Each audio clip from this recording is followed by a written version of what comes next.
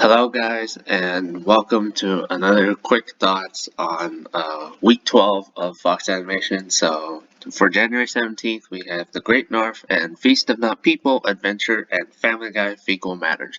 So, starting with The Great North and Feast of Not People, Fox made a last minute change in the schedulings because they got an NFL game, so they put another episode of The Great North, and I actually thought it was pretty dang enjoyable. First, I really enjoyed the sibling bond between Ham and Judy. It's very similar to the sibling bonds in Bob's Burgers and how they're always there for each other no matter what happens. I really thought it was sweet seeing Judy help Ham conquer his fear and doing whatever it took to help him. This is only a start of their development, but I think it's done pretty well. Has a lot of potential to expand into something that the Belcher kids have, like an unbreakable bond that has lasted the dawn of time with 200 episodes.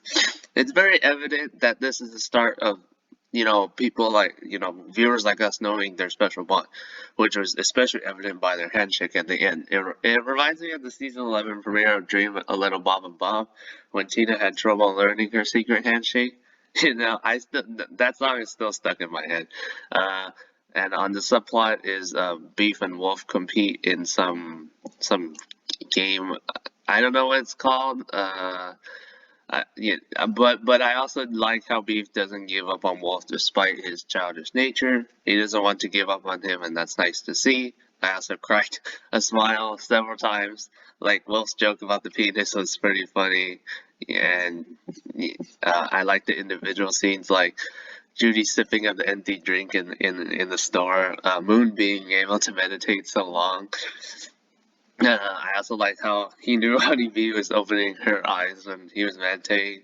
The two SpongeBob references of the show have also been giving me chuckles. I love SpongeBob, but I'm kind of behind on it. I haven't watched the recent season. Uh, Maybe I guess that's a sign I should get CBS to catch up, because then I'll have more to watch than just Star Trek Lower Decks. And I guess Camp Coral, I probably am gonna check that out. But I thought Feast of People was good. It's a solid second entry, tackles the classic sibling bond. I did enjoy the pilot. I think slightly more. I'm not too sure where I lean on it, but I think I like them both of them pretty equally.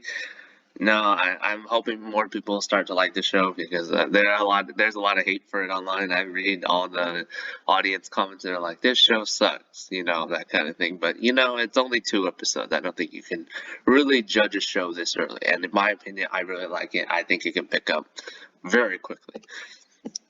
And second and last, we have Family Guy's Fecal Matters. And yeah, I didn't like Fecal Matter, but it did end up slightly better than I expected, because according to Alex Sokin, the original episode was about poop, but South Park beat them with turd burgers, which is why they held it over for so long. Yeah, so they had to rewrite and redo the entire thing because South Park beat them to it with the turd burgers episode, and they didn't want to be accused of being a ripoff, so they rewrote the entire episode. And honestly, I thought that was a good thing that they did that, even if it ended up only being slightly better, because there are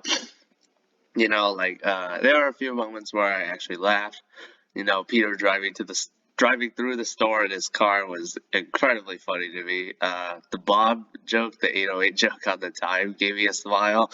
And seeing Meg freeze time to get revenge on her family also made me smile. But I don't like the story. It's just thin. Lois telling Peter he needs an enemy in life to advance the plot felt lazy. The entire continuity break, like how it goes back to status quo, ruined the episode for me.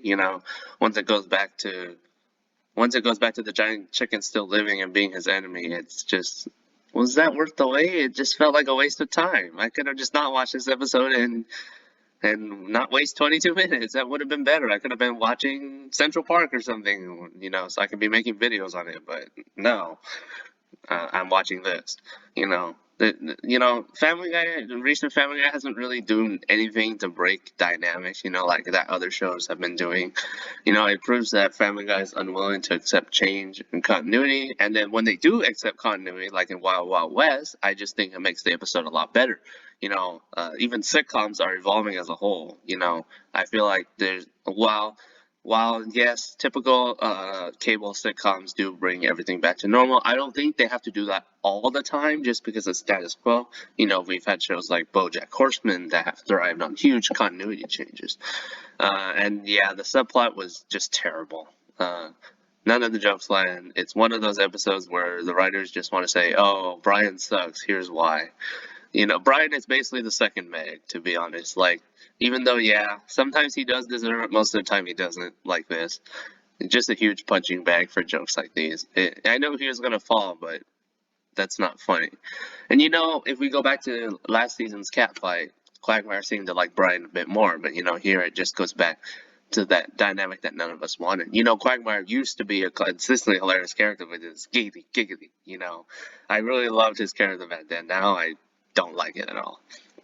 You know, he should have just stayed the funny guy who makes smart sex jokes. Like if he went back to that, I would probably like Family Guy a lot more than I do now. You know, the episode's barely passable. It's not good. It mostly sucked. I'm sorry. So yeah, those are my just general thoughts or quick thoughts on these two episodes. Was not a fan at all of Family Guy. The Great North was good. Uh, it's kind of funny how I always see a lot of user reviews of how people say Family Guy is better than The Great North. Well, okay, yeah, classic Family Guy definitely is better than The Great North, but modern Family Guy probably not. You know, at least The Great North has some sort of character development coming in, whereas Family Guy just goes back to status quo again. It really sucks. So, anyways, let me know what you've done in the comments, and we'll see you guys next time. Goodbye.